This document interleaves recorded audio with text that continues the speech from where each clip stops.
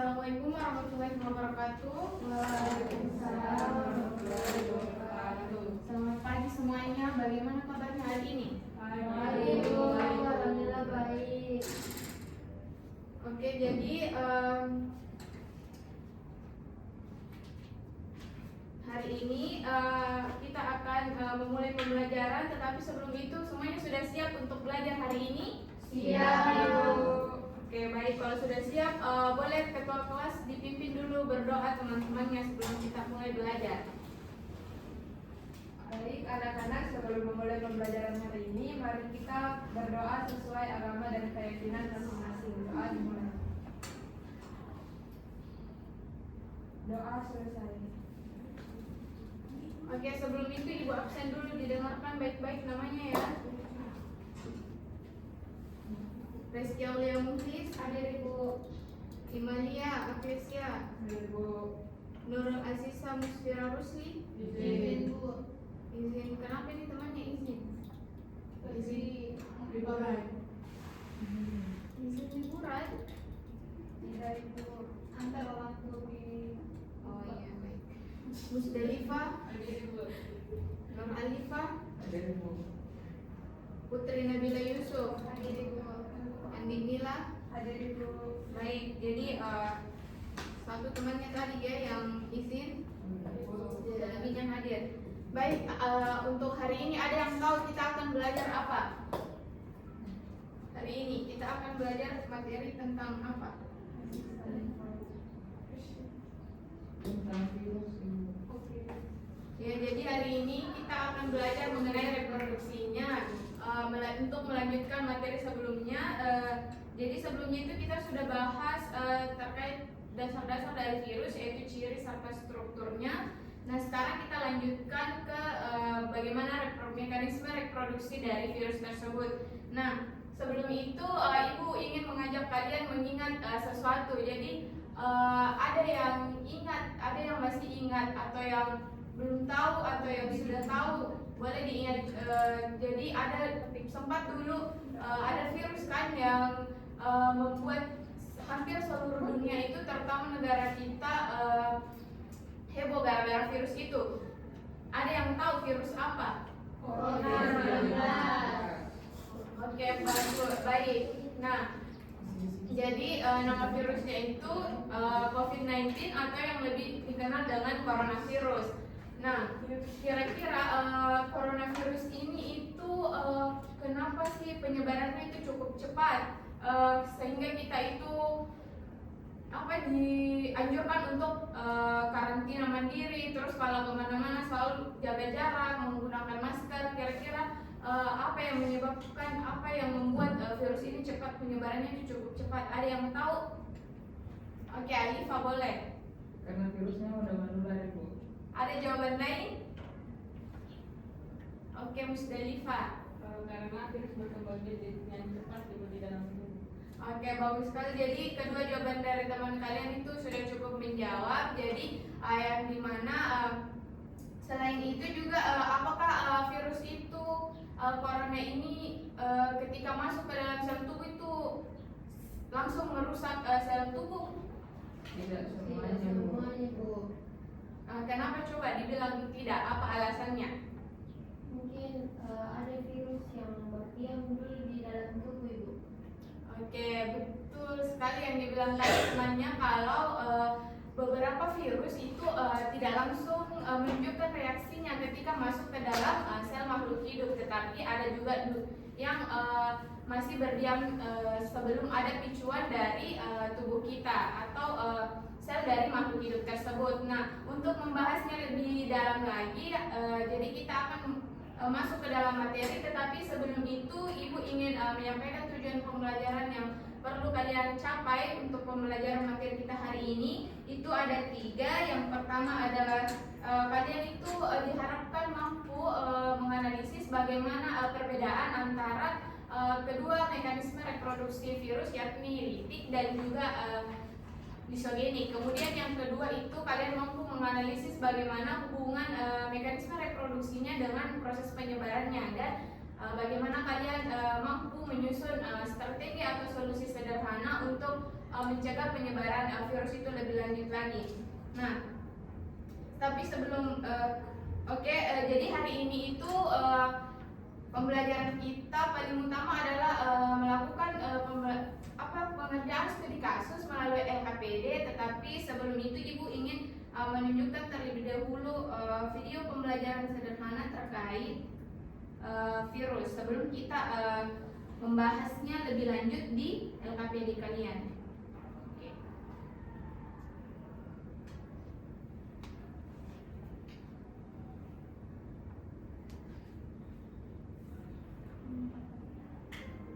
Oke, diperhatikan baik-baik videonya.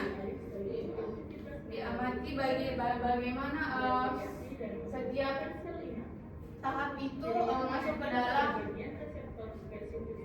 sel makhluk hidup. Nah, di sini ini merupakan fase limpik di mana virus itu mulai masuk ke dalam fase injeksi, yang di mana virus itu masuk ke dalam sel inangnya. Kemudian dilihat bagaimana dia bereaksi ketika masuk ke dalam sel inangnya. Virus kemudian mengambil alih seluruh aktivitas metabolisme sel inang. Nah, jadi pada siklus litik ini, ketika virus sudah masuk ke dalam sel inang, dia langsung mengambil seluruh alih fungsi dari sel inang tersebut. Protein dirakit menjadi partikel-partikel virus yang lengkap sehingga terbentuk virion baru. Kemudian, virus ini memperbanyak diri, langsung mengambil alih. Ketika pengambilan alih fungsi itu, dia langsung memperbanyak diri sampai Kemudian pecah dan menyebarkan. sampai sel inangnya itu pecah atau sudah tidak sanggup untuk memproduksi lagi. Virus baru tersebut dapat memulai siklus baru dengan menempel pada sel-sel terdekat. Nah, kemudian disitulah proses penyebaran virus litik Pada itu siklus isogeni, lebih DNA lanjut. virus menjadi bagian dari kromosom sel inang dan bereplikasi memanfaatkan replikasi sel Ini inang. untuk siklus Bakteri isogeni. yang menempel pada bagian reseptor spesifik sel inang dengan menggunakan Perhatikan baik-baik perbedaan ketika virus itu mulai masuk ke dalam sel inang antara siklus litik dan isogeni. Kemudian virus menginjeksi materi genetiknya ke dalam sel inang. DNA virus menempel pada bagian khusus. Nah, jadi pada siklus isogeni ini virus itu menyisipkan materi genetiknya ke dalam DNA yang ada di sel inang tersebut. Provirus juga ikut bereplikasi. Nah, jadi apabila sel dalam makhluk hidup itu mengalami pembelahan, maka virus itu juga akan ikut membelah di dalam DNA atau materi genetik kita. Virus bisa meninggalkan kromosom sel inang dan memasuki siklus litik. Nah, kemudian jika sudah ada pemicu dari sel tersebut, maka fase lisogenik ini akan masuk ke dalam fase litik. Kemudian virus aktif memperbanyak diri, dan kemudian selama tadi siklus litik, lama kelamaan dia tidak sanggup lagi, kemudian mengalami lisis atau pemecahan pada sel tersebut dan mulai penyebaran kepada sel-sel berikutnya. Oke, baik, itu tadi video yang mengenai bagaimana mekanisme dari virus. Nah, sekarang Ibu lanjut untuk pembelajaran kita, di mana berdasarkan video tadi kalian sudah mengamati sedikit bagaimana reproduksinya itu berlangsung. Nah, menurut kalian berdasarkan video tadi itu apa yang menyebabkan virus itu dapat menyebar dengan sangat cepat? Kira-kira ada yang bisa jawab? Yang bisa jawab angkat tangannya. Oke, boleh Bu Trina Mila. Karena virusnya itu Bu menggunakan sel inang untuk berkembang biak. Oke, bagus sekali jawabannya. Jadi betul sekali tadi dikatakan temannya kalau virus itu yang menyebabkan ia cepat dalam memperbanyak diri ya karena menggunakan ada sel inang untuk digunakan berkembang biak oleh virus tersebut. Nah, sekarang ibu ingin mengajak kalian berpikir bagaimana kira-kira mekanisme reproduksi virus itu mempengaruhi cepat atau lambatnya virus dalam penyebaran penyakit tersebut. Nah, untuk itu, untuk menjawab pertanyaan dari ibu langsung saja akan membagikan sebuah LKPD yang berisi studi kasus terkait pertanyaan ibu tadi. Nah, untuk itu sebelum itu ibu akan membagi kelompoknya secara acak saja ya. Ya Bu. Oke, didengarkan untuk kelompok 1 itu ada Rizky Aulia Muhlis, terus Musdalifah sama Imadia. Kemudian untuk selanjutnya ada Nur Alifa, Putri Nabila dan Andi Miletus menjadi kelompok 2. Oke, silahkan bergabung ke kelompoknya masing-masing.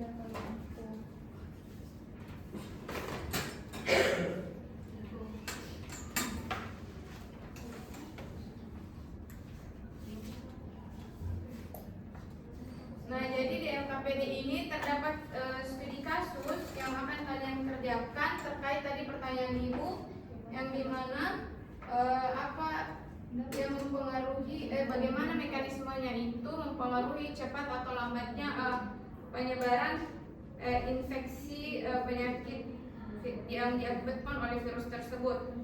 Oke, jadi di LKPD ini ada beberapa pertanyaan dibawa dari studi kasus yang akan kalian jawab bersama nantinya.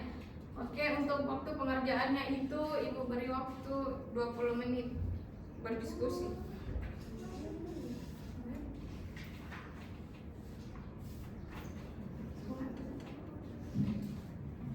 Baik, pengerjaan LKPD-nya itu dimulai dari sekarang.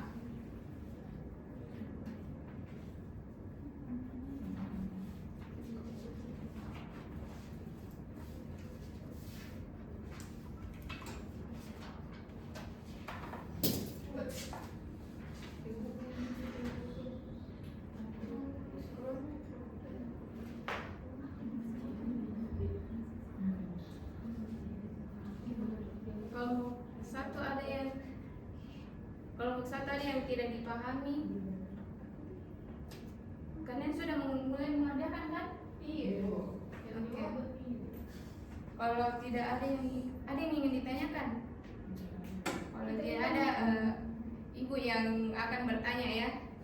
Karena sudah mulai mengerjakan. Nah, sudah tadi diamati videonya. Kira-kira pada fasilitik itu bagaimana kondisi sel inangnya ketika sudah memasuki siklus litik tersebut. Oke, yang lain coba kenapa hal itu bisa terjadi? Karena virus itu baru langsung keluar dan mengidentifikasi sel lain, jadi Oke, baik, sudah betul sekali jawabannya. Kalau jadi siklus litik itu ketika mulai masuk ke dalam sel inang seperti yang video tadi, dia itu langsung mengambil alih fungsi dari sel tersebut untuk memperbanyak dirinya. Nah, hal itu yang menyebabkan lama-kelamaan sel pada sel inang pada tubuh itu mengalami penghancuran. Oke, silakan dilanjut. Kalau ada yang mau ditanyakan, angkat tangannya. Oke, kalau kelompok 2 ada yang kurang dipahami dari materi kita hari ini atau di LKPD-nya? Mulai kan mengerjakan? Saya sudah Sudah di bagian mana? bagian siklus liga disebutnya. Oh iya, baik. Nah, karena tadi sudah ibu tayangkan, tidak ada yang mau bertanya, jadi ibu akan bertanya. Pada siklus lisogen itu bagaimana kondisi sel inang?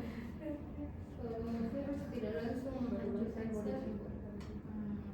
Nah, kira-kira coba Musda, kenapa pada apa yang dilakukan virus ketika ada di fase tersebut?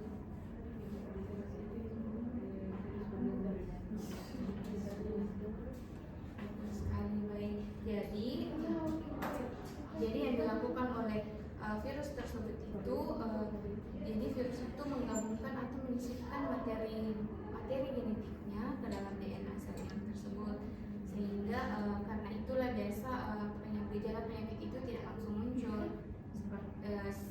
seperti berbeda seperti dari siklus litik. Oke, silakan dilanjutkan. Kalau ada yang ingin ditanyakan boleh bertanya sama ibu. Iya Bu, makasih Bu. Putri Nabila, kenapa kayak bingung begitu? Ada yang masih kurang dipahami? Ibu bingung Kak Bu, membedakan itu litik sama lisogenik Ibu.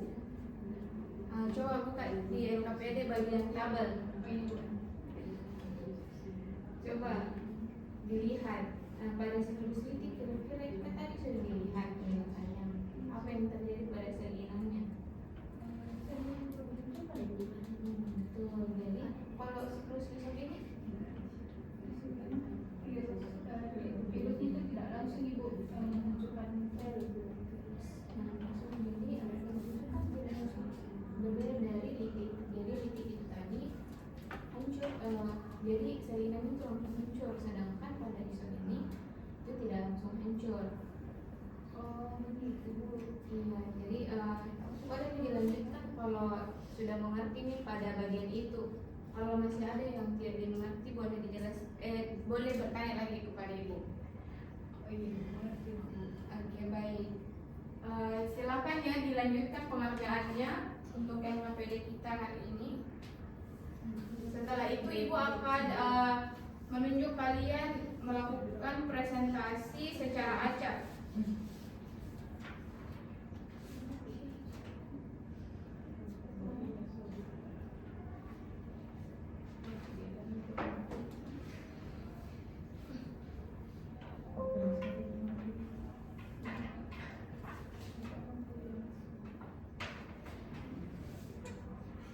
Oke, karena waktu sudah menunjukkan lebih dari 20 menit, jadi saatnya kita melakukan presentasi untuk tiap kelompok. Ibu ingin presentasinya itu dimulai dari kelompok 2 dulu. Kelompok 2. Oke, boleh kelompok 2 mulai mempresentasikan hasil diskusinya. Menurut kelompok kami itu Ibu, siklus litik itu menyebabkan penyebaran infeksi lebih cepat karena virus itu langsung memperbanyak dan menghancurkan sel inang. Oke. Iya Ibu.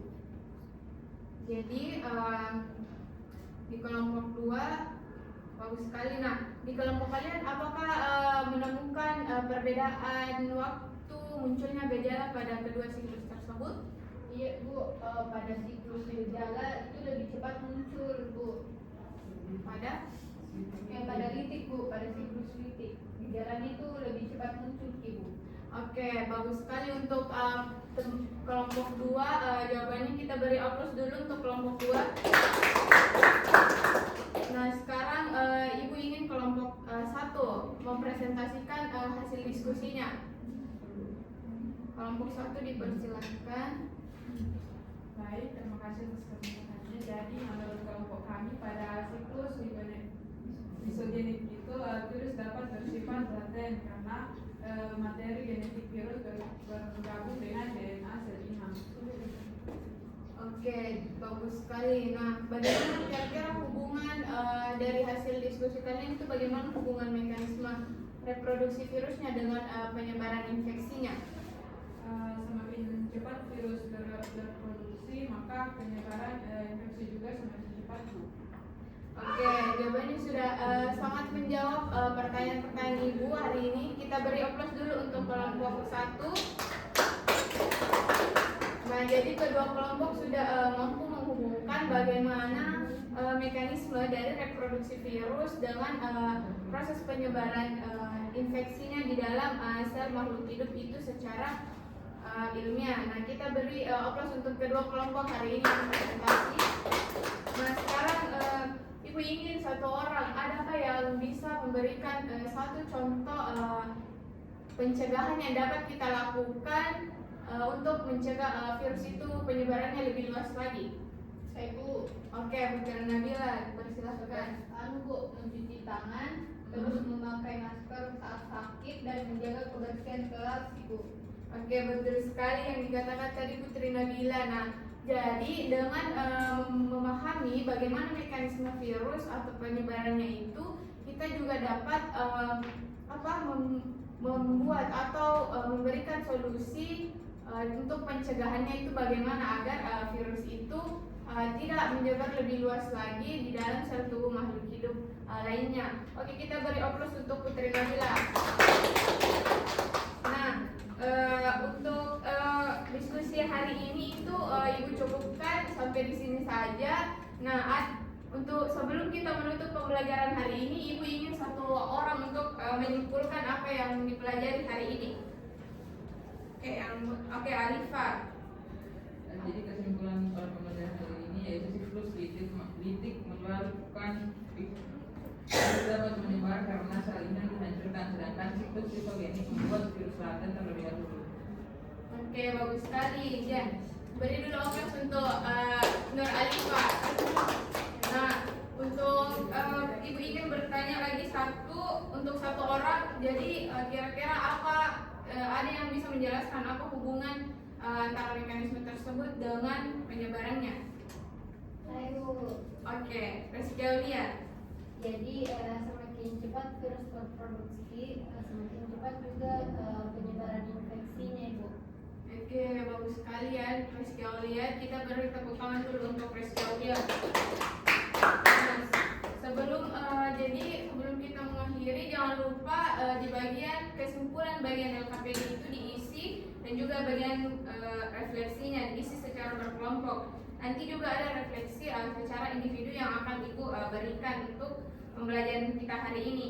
Nah, ada yang disebutkan apa manfaat yang kita dapatkan dari pembelajaran kita hari ini? Jadi kita jadi tahu, Ibu, cara mencegah penyebaran virus.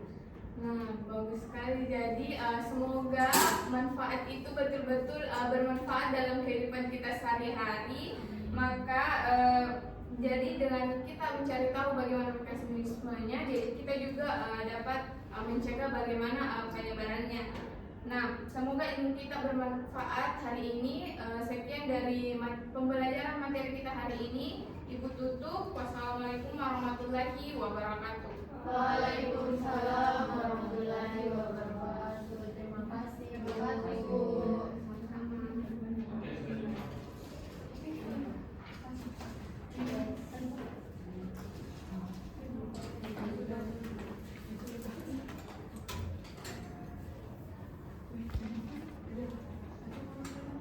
Dewi data pancai.